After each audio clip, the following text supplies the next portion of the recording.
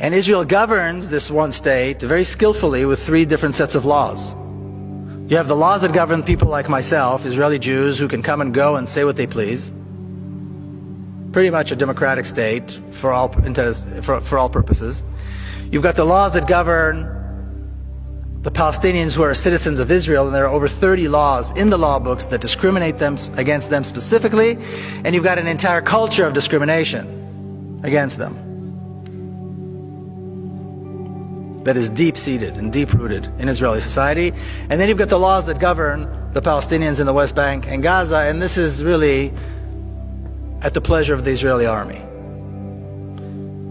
If they want to destroy, they destroy. If they want to arrest and beat, they arrest and beat. If they want to torture, they torture. If they want to kill, they kill. And Palestinians have no recourse. This is the reality. There's an education system, the Zionist education system, like Judith alluded, my sister just wrote a book about it. She's an educator, that teaches racism in a very subtle way. There's a bureaucracy, an entire bureaucracy, that is dedicated to making life impossible for Palestinians through all kinds of restrictions and permits and requirements that are absolutely uncalled for and unnecessary, but are all given and provided under the guise of security.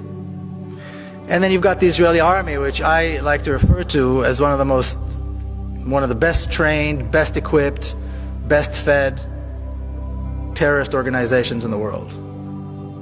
And yes, they have generals and they have nice uniforms, but their entire purpose is terrorism. And just as one example, I'll give you one example.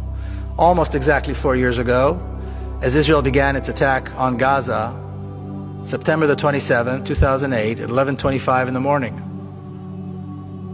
what I refer to as the most shameful day in the Jewish history, the most shameful day in the history of the Jewish people.